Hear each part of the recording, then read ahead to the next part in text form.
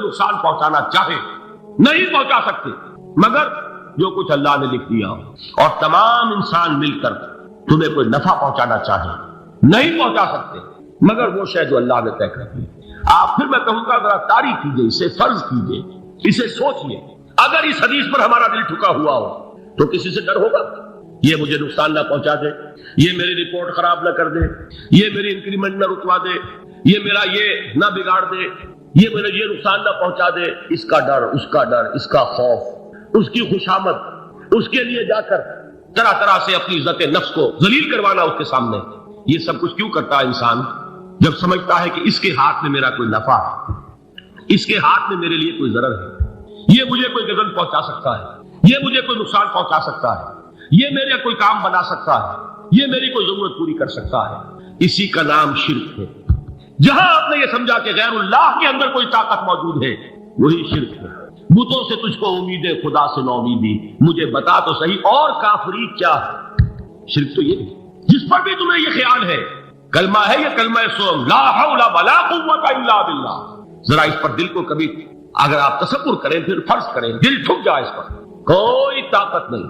یہی بات تھی جو شیخ عبد القادر جیلانی رحمۃ اللہ علیہ نے اپنی وصیت میں اپنے بچے سے کہی۔ 11ویں دینے والے ہیں لیکن حضرت شیخ عبد القادر جیلانی کی وصیت اور تعلیمات کو کتنے لوگ ہیں جانتے ہیں؟ یہ جن مقامات تک پہنچے ہیں وہ کس چیز کی بدولت پہنچے؟ انہوں نے جو پیغام دیا وہ کیا تھا؟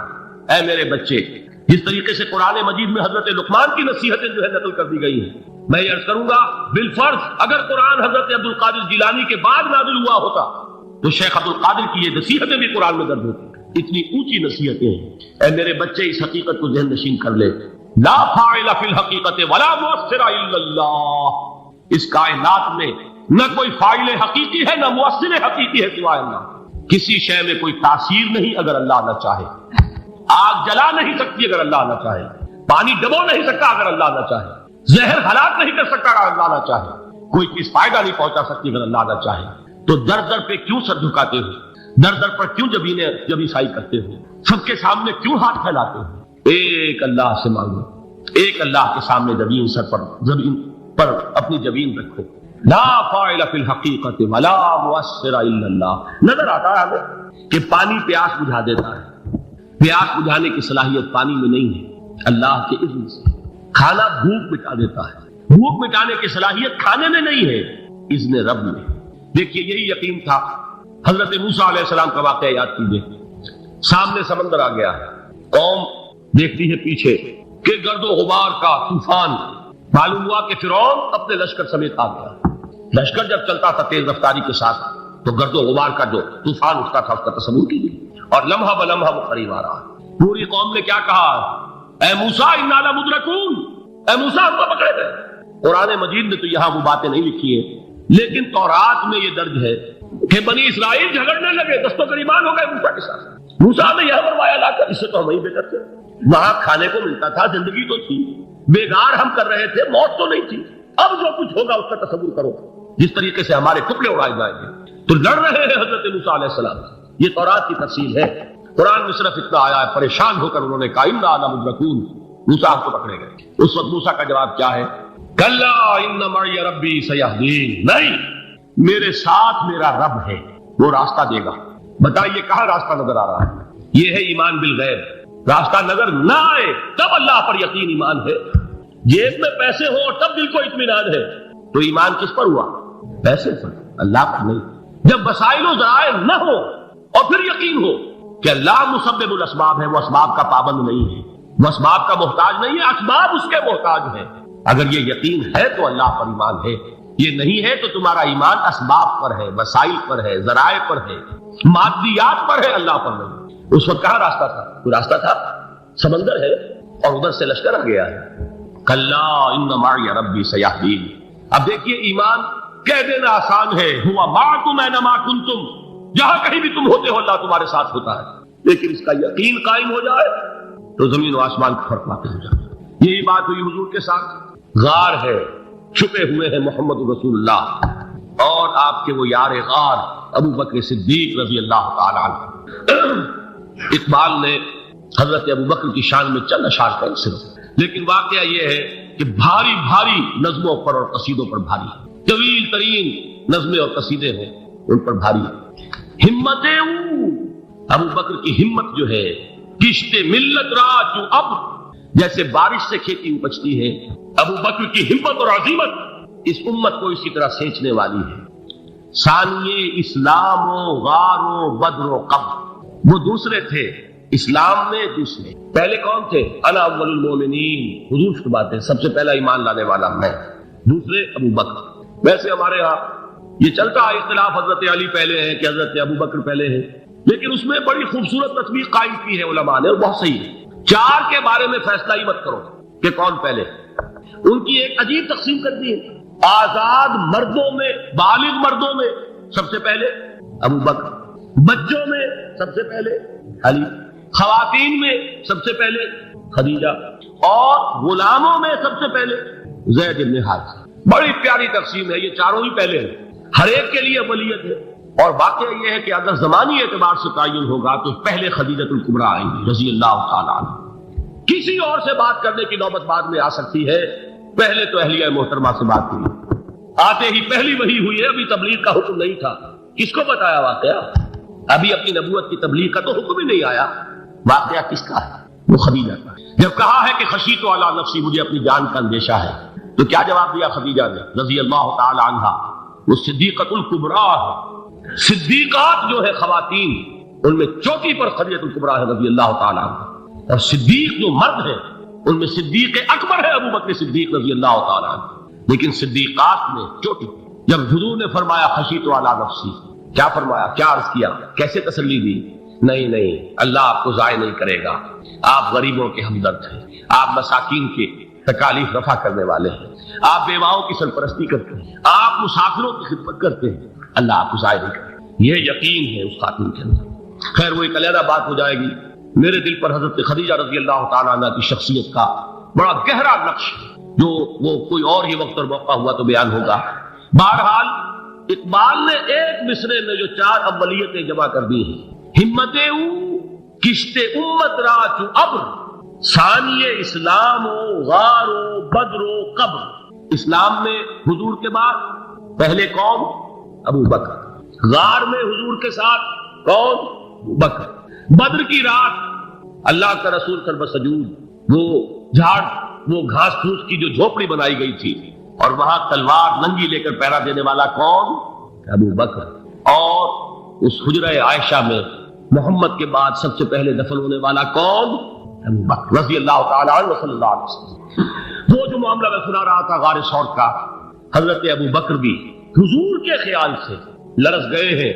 آپ کو یاد ہوگا کہ جا کر پہلے تمام جتنے سوراخ تھے انہیں بند کیا، ایک سوراخ رہ گیا تھا جس کو بند کرنے کے لیے کوئی کپڑا نہیں تھا، وہاں اپنی ایڑی رکھی ہے، تب کہا ہے حضور سے تشریف لائیے، اور اپنے زانوں پر حضور کو لٹایا ہے، اور وہاں کسی موذی جانور نے کاٹا ہے، حضور کی آنکھ لگ گئی تھی، اس وقت اس بل کے اندر جو بھی بچھو ہے کیا ہے واللہ عالم، اس نے کاٹا ہے، اس کی تکلیف کی وجہ سے ابو بکر کی آنکھوں سے آنسو ٹپک گئے، حضور کے چہرے مبارک پر پڑے ہیں، تو حضور جاگے ہیں، معاملہ کیا ہے؟ ایڑی نہیں ہٹائی وہاں سے، مبادا وہ جانور وہاں سے نکل کر محمد الرسول اللہ کو کوئی گردن پہنچا دے، ابو بکر کی ایڑی ہے، جس طرح چاہے کھا لے، ختم کر دے، جان نکل جائے تب کوئی آنچ آئے محمد پر تو آئے، لیکن جیتے جی نہیں، وہ ہے ابو بکر۔ حضور کے خیال سے اس وقت حضور نے پھر اپنا لعاب دہن لگایا ہے، اور اس سے پھر آپ کی تکلیف ختم ہوئی۔ جیسے خیبر میں حضرت علی کی آنکھ دکھ رہی تھی، اس کو جو شفا حاصل ہوئی ہے وہ بھی حضور کے لعاب دہن سے ہوئی۔ تو بہرحال اس وقت انہوں نے کہا ہے کہ اے نبی یا رسول اللہ، اگر اس وقت ان میں سے کسی نے غیر ارادی طور پر بھی اپنے قدموں کی طرف جھانک کیا تو پکڑے جائیں۔ کیا جواب تھا اللہ کے رسول کا؟ لا تحزن ان اللہ معنا، اللہ ہمارے ساتھ سے کیوں گھبراتے ہو ابو بکر؟ یہ ہے ایمان باللہ، میرا مالک اللہ، میرا رازق اللہ، میرا محافظ اللہ، میرا مددگار اللہ، میرا پشت پناہ اللہ، میرا دوست اللہ۔ یہ دوستی ہے اللہ کی جو لب لباب ہے، حاصل ہے ایمان کا، اسی کا نام ولایت ہے۔ اولیاء اللہ کے سروں پر سینگ نہیں ہوتے، جس کے دل میں ایمان راسخ ہو چکا ہو وہی اللہ کا ولی ہے، جسے اللہ پر یقین ہو چکا ہے وہی اللہ کا ولی ہے، جسے یقین ہے اللہ میرے ساتھ ہے، میرا مددگار، میرا پشت پناہ، میرا ساتھی، میرا دوست، میرا محبوب، میرا محب، اللہ اہل ایمان سے محبت کرتا ہے۔ واللہ یحب الصادقین، ان اللہ یحب الذین یقاتلون فی سبیلہ صفا کانہم بنیان مرصوص۔ اللہ محبت کرنے والا، اہل ایمان محبوب، اور اہل ایمان محبت کرنے والے اللہ محبوب۔ والذین آمنوا اشد حبا للہ۔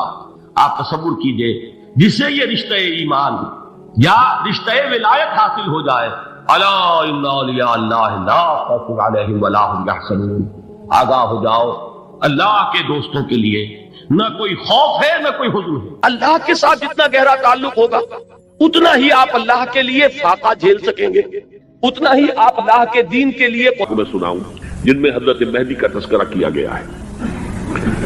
پہلی ہے وعن عبداللہ ابن مسعود قال قال رسول اللہ صلی اللہ علیہ وسلم، حضرت عبداللہ ابن مسعود سے روایت ہے، وہ فرماتے ہیں کہ حضور نے ارشاد فرمایا لا تذهب الدنيا حتى يملك العرب رجل من اہل بیتی، یہ دنیا ختم نہیں ہوگی جب تک کہ عرب پر میرے اہل بیت میں سے ایک شخص کی حکومت قائم نہ ہو۔ اور آپ کو معلوم ہے کہ آج تک عرب پر حضور کے اہل بیت کی کوئی حکومت قائم نہیں ہوئی، اور جب قائم ہوئی بھی تھی حضرت علی کو اگر شمار کیا جائے، اس لیے کہ حضور نے وہ جو مشہور واقعہ ہے کہ ایک چادر میں لے لیا تھا حضرت علی کو اور حضرت فاطمہ اور حضرات حسنین کو، اللہم ہؤلاء اہل بیتی، اے اللہ یہ بھی میرے اہل بیت ہیں۔ تو حضرت علی کی بھی حکومت منعقد نہیں ہوئی، پورے عالم اسلام پر ان کی حکومت نہیں تھی، اس لیے کہ شام اور مصر دونوں صوبے جو ہیں انہوں نے ان کی اطاعت قبول نہیں کی۔ اس حوالے سے یہ معاملہ ابھی ہونا ہے۔ لا تذهب الدنيا حتى يملك العرب رجل من اہل بیتی یواطئ اسمہ اسمی، اس کا نام وہی ہوگا جو میرا نام ہے، یعنی محمد صلی اللہ علیہ وسلم، اور ان کا نام بھی مہدی کا نام بھی محمد ہو۔ مہدی تو ان کا لقب ہے، یہ ترمذی میں بھی ہے، ابو داؤد میں بھی ہے، سنن ابی داؤد جامع ترمذی، بلکہ ابو داؤد میں ایک اور روایت ہے، قال حضور نے فرمایا لو لم يبقى من الدنيا الا يوم، اگر دنیا کی زندگی میں سے کچھ بھی نہ بچے سوائے ایک دن کے، لطول اللہ تعالی ذلك اليوم، تو اللہ تعالیٰ اس دن کو لمبا کر دے گا، حتى يبعث فيه رجلا مني، یہاں تک کہ میرے خاندان میں سے ایک شخص کو اٹھائے گا، من اہل بیتی، میرے اہل بیت میں سے، یواطئ اسمہ اسمی و اسم ابی ہے اسم ابی، جس کا نام میرے نام پر ہوگا، جس کے والد کا نام میرے والد کے نام پر ہوگا، محمد ابن عبداللہ ان کا نام ہوگا، اور وہ یملأ الارض قسطا وعدلا کما ملئت ظلما وجورا، وہ سرزمین عرب کو عدل اور انصاف سے اسی طرح بھر دیں گے جیسے کہ وہ ظلم اور زیادتی سے بھر چکی ہو۔ دوسری روایت ہے حضرت ابو سعید خدری رضی اللہ تعالی عنہ سے، حضور نے فرمایا المہدی منی اجل الجبہۃ اقنى الانف يملأ الارض قسطا وعدلا كما ملئت ظلما وجورا يملك 7 سنين، رواہ داؤد، کہ مہدی مجھ میں سے ہوں گے بڑی روشن پیشانی والے اور بڑی کھڑی ناک والے، وہ زمین کو بھر دیں گے انصاف سے اور عدل سے جیسے کہ وہ ظلم سے بھری ہوئی ہوگی، اور وہ 7 برس تک حکومت کرے۔ عرب میں خالص خلافت علی منہاج النبوہ کا نظام حضرت مہدی کے ہاتھوں قائم ہوگا اور 7 برس تک قائم رہے گا عرب کے اندر، اس کا اگلا مرحلہ میں بعد میں بیان کروں گا۔ تیسری روایت، اور اس کو میں اس لیے خاص طور پر سنا رہا ہوں کہ اس میں وہی الفاظ آئے ہیں جو میں نے ابتدا میں حدیث آپ کو سنائی تھی، اس کے الفاظ ہیں۔ عن ابی سعید قال ذکر رسول اللہ صلی اللہ علیہ وسلم بلاء یصیب هذه الامہ حتی لا یجد الرجل ملجا یلجا الیہ من الظلم، حضور نے ذکر فرمایا کہ ایک دور ایسا آئے گا انتہائی ابتلا اور آزمائش اور مصائب کا کہ کسی شخص کو کوئی سر چھپانے کی جگہ نہیں ملے گی اس ظلم سے اپنے آپ کو بچانے کے لیے۔ فَيَبْعَثُ اللَّهُ رَجُلًا مِنْ عِتْبَتِي وَأَهْلِ بَيْتِي، تو پھر اللہ میرے خاندان میں سے، میرے اہل بیت میں سے اٹھائے گا ایک شخص کو، فَيَمْلَأُ بِهِ الْأَرْضَ قِسْطًا وَعَدْلًا، اور اس کے ذریعے سے اللہ تعالیٰ زمین کو عدل و قسط سے بھر دے گا۔ يَرْضَى عَنْهُ سَاكِنُ السَّمَاءِ، یہ وہی الفاظ آ گئے، اب اس سے پھر راضی ہو جائیں گے آسمانوں میں رہنے والے بھی، وَسَاكِنُ الْأَرْضِ، اور زمین میں رہنے والے بھی۔ لَا تَدَعُ السَّمَاءُ مِنْ قِطَرِهَا شَيْئًا إِلَّا صَبَّتْهُ، آسمان اپنا ایک قطرہ بھی نہیں روکے گا مگر یہ کہ اس کو زمین کے اوپر نثار کر دے گا، بارش کی شکل میں گرا دے گا۔ وَلَا تَدَعُ الْأَرْضُ مِنْ نَبَاتِهَا شَيْئًا إِلَّا أَخْرَجَتْهُ، اور زمین اپنی پیداوار میں سے کوئی شے نہیں چھپائے گی، نہیں روکے گی مگر اس کو ظاہر کر دے گی۔ یا یہ کہ دنیا میں اقتدار کی کسی مسند پر انسان بیٹھا ہے، یا یہ کہ کوئی اس کے ہاتھ میں اختیار نہیں، یہ تمام جو حالات انسان پر طاری ہوتے ہیں ان کے جواب میں جو طرز عمل فکری اعتبار سے اور عملاً انسان اختیار کرتا ہے اس کے 4 درجے۔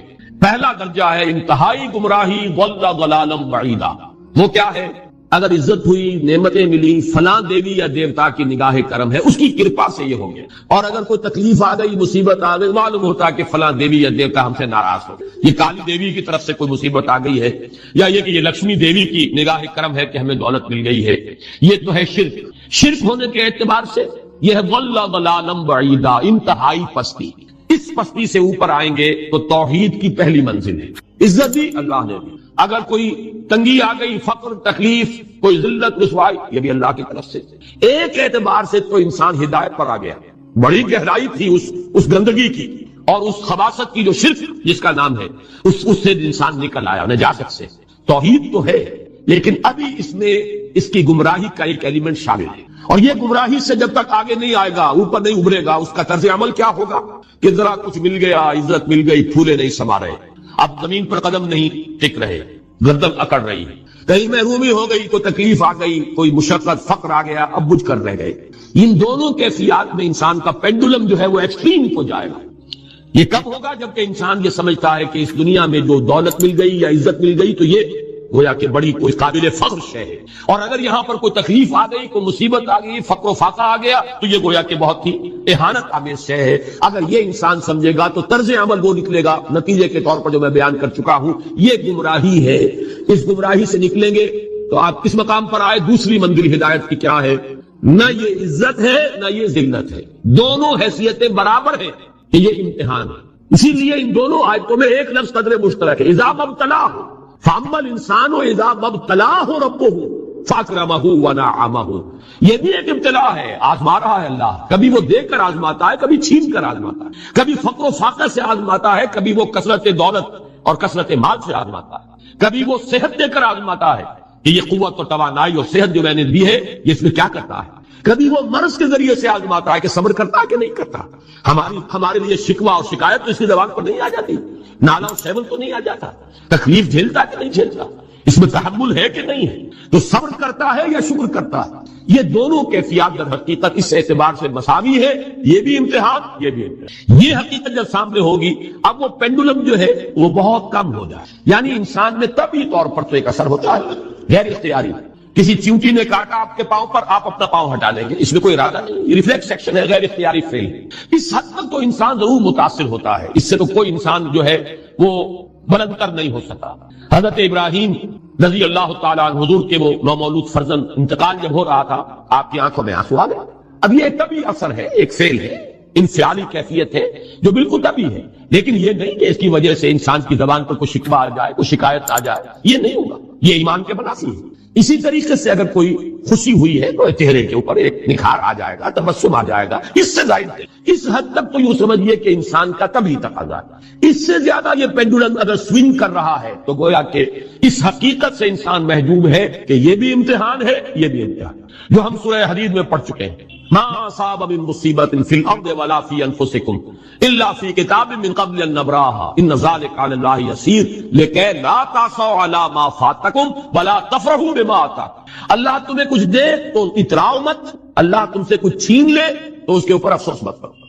یہ نتیجہ ایمان کا نکلنا چاہیے. اگر تمہیں ایمان ہے اللہ پر، اگر تمہیں یقین ہے کہ جو کچھ ہوا ہے اللہ کے اذن کے بغیر نہیں ہوا، اگر تمہیں یقین ہے کہ اللہ نے جو میرے لیے طے کیا ہے اس میں میرے لیے خیر ہی ہے، چاہے فی الحال فی الوقت فوری طور پر مجھے ناگوار محسوس ہو رہی ہے بات، لیکن یقیناً میرے لیے اس میں خیر ہے میرے رب کی طرف سے کہ ہر کے ساتھ یہ ماریخ عین الطاف است. ہم تو شارٹ سائٹڈ ہیں، ہم دیکھ نہیں سکتے کسی شے کو، ہم اس کے ظاہر کو دیکھ کر گھبرا اٹھتے ہیں کہ یہ تو تکلیف آ گئی، کیا پتا اسی کے پردے میں اللہ کی رحمت آ رہی. میں نے وہ رئیس امروی کے اشعار آپ کو کئی دفعہ سنائے ہیں. وہ وقت آیا کہ ہم کو قدرت ہماری سعی و عمل کا پھل دے، بتا رہی ہے یہ ظلمت شب کہ صبح نزدیک آ رہی ہے. ابھی ہے کچھ امتحان باقی، فلاکتوں کے نشان باقی، قدم نہ پیچھے ہٹے کہ قسمت ابھی ہمیں آزما رہی ہے. رئیس اہل نظر سے کہہ دو کہ آزمائش سے جی نہ ہارے، جسے سمجھتے ہو آزمائش وہی تو بگڑی بنا رہی ہے. اسی آزمائش سے تو بگڑی بنے گی، اسی سے تو تمہارا خیر جو ہے اجاگر ہوگا، سامنے آئے گا، پتہ چلے گا who's who, what is what. ابو بکر میں کتنا یقین اور ایمان تھا، یہ کیسے معلوم ہوگا؟ کیسے معلوم ہوگا کہ بلال میں کتنا سہار، کتنا تحمل تھا، کتنا صبر تھا، اگر وہ مصیبت ان پر نہ آتی کہ جو امیہ ابن خلف کے ہاتھوں ان پر قیامت اٹھ رہی تھی. تو یہ ساری چیزیں جو ہے ما اصاب من مصیبت فی الارض ولا فی انفسکم الا فی کتاب من قبل ان نبراها ان ذلک علی اللہ یسیر لکی لا تعصوا علی ما فاتکم ولا تفرحوا بما آتاکم واللہ لا یحب کل مختال فخور. اگر اس حقیقت سے محجوب ہو جاؤ گے تو پھر اختیال اور فخر اور گھمنڈ پیدا ہو جائے گا تمہارے اندر، یا دوسری طرف مایوسی، کمر ہمت ٹوٹ کر رہ جائے گی، خودکشی کرنے کو انسان آمادہ ہو جاتا ہے، ذرا کوئی ناکامی دنیا میں آ گئی، کوئی تکلیف آ گئی۔ یہ ہے در حقیقت تیسری منزل، ہدایت کی دوسری سیڑھی۔ پہلا کیا تھا؟ نہاد ضل ضلالا بعیدا، کوئی خیر مل گیا تو کسی دیوی کی نگاہ کرم، کوئی تکلیف آ گئی تو کسی دیوتا کی ناراضگی، یہ تو ہے ضل ضلالا بعیدا۔ اس سے اوپر آئے، یہ پہلی سیڑھی ہدایت کی ہے۔ عزت ہے تو اللہ کی طرف سے، اور اگر کوئی ذلت ہے، تنگی ہے تو اللہ کی طرف سے۔ یہ ہدایت کا آغاز ہو گیا، یہ توحید کی بنیادی منزل۔ اس سے اگلی منزل، یہاں کی ذلت نہیں، یہاں کی عزت نہیں۔ ذالک یوم التغابن، ہار اور جیت کے فیصلے کا دن تو قیامت کا دن ہے۔ وہاں معلوم ہوگا جس کو اس روز عزت ملی وہ عزت والا ہے، جو اس روز ذلیل ہو گیا وہ ذلت والا ہے۔ یہ تو امتحان ہے، دار الامتحان ہے۔ خلق الموت والحیات لیبلوکم ایکم احسن عملا، یہ دار الامتحان ہے۔ امتحان ہونے کے ناطے دونوں برابر ہیں۔ اس سے اوپر ہے ایک چوتھی منزل، ہدایت کی تیسری منزل۔ وہ کیا ہے؟ عام طور پر انسان یہ سمجھتا ہے کہ یہ جو آزمائش ہے تنگی کی اور فقر و فاقہ کی، یہ سختر آزمائش ہے، اور نعمتوں کی بارش ہو تو یہ آسان آزمائش۔ یہ بھی ابھی گمراہی کا ایک پرت جو ہے اس کی باقی ہے۔ ابھی ہدایت کا جو کامل جو ہوگا انکشاف، وہ کب ہوگا؟ جب انسان اس حقیقت کو جان لے کہ جہاں وسعت ہو، دس از دی وے آف ہوپ۔ یہ امت قرآن سے اپنا تعلق توڑ بیٹھے۔ اور نمبر 2 ہے وہی سرمایہ داری بندہ مومن کا دین، یہ بھی سرمایہ پرست بن چکا ہے، دولت کا پجاری بن چکا ہے۔ یہ میرے لیے وے آف ہوپ ہے۔ مادہ پرستی، دولت پرستی، سرمایہ پرستی، زر اندوزی، وَإِنَّهُ لِحُبِّ الْخَيْرِ لَشَدِيدٌ، ان 2 لعنتوں کے اندر یہ مبتلا ہے۔ جانتا ہوں یہ امت حامل قرآن ہے وہی سرمایہ داری بندہ مومن کا دین۔ اور تیسری سب سے تلخ حقیقت، اس کی جو علمی اور روحانی جو رہنمائی کرنے والے لوگ ہیں وہ اندر سے خالی ہیں، کھوکھلے ہیں۔ جانتا ہوں میں کہ مشرق کی اندھیری رات میں بے ید بیضا ہے پیران حرم کی آستین، علماء ہیں اور صوفیاء ہیں اور پیشوا ہیں اور مسند نشین ہیں اور سب کچھ ہے، لیکن کسی کے آستین میں وہ موسیٰ والا ید بیضا نہیں ہے، خالی اندر سے کھوکھلے۔ اس کا نقشہ ایک حدیث میں آیا ہے جو لرزا دینے والی حدیث، آج کا نقشہ ہے وہ بالکل۔ حضور نے فرمایا یوشک ان یاتی علی الناس زمان، مجھے اندیشہ ہے لوگوں پر ایک زمانہ ایسا آ جائے گا، ذرا گنتی کی کیسا ہوگا، لا یبقى من الاسلام الا اسمہ، اسلام میں سے اس کے نام کے سوا کچھ نہیں۔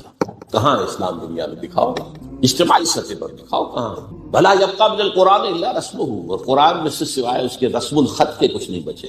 معنی کہاں ہے قرآن کی؟ ہو رہی ہے اس کی طرف پیش قدمی ہو رہی ہے تدریجاً، لیکن یہ جو اس حدیث پہ جو ہے وہ سامنے ہے۔ مساجدہم عامرۃ، ان کی مسجدیں آباد تو بہت ہوں گی، بڑی بڑی مسجدیں، شاندار مسجدیں، عالیشان مسجدیں، بھری ہوئی بھرپور، جمعے کے اندر عیدین کا اجتماع۔ وہی خراب من الہدی، ہدایت سے خالی ہوں گی۔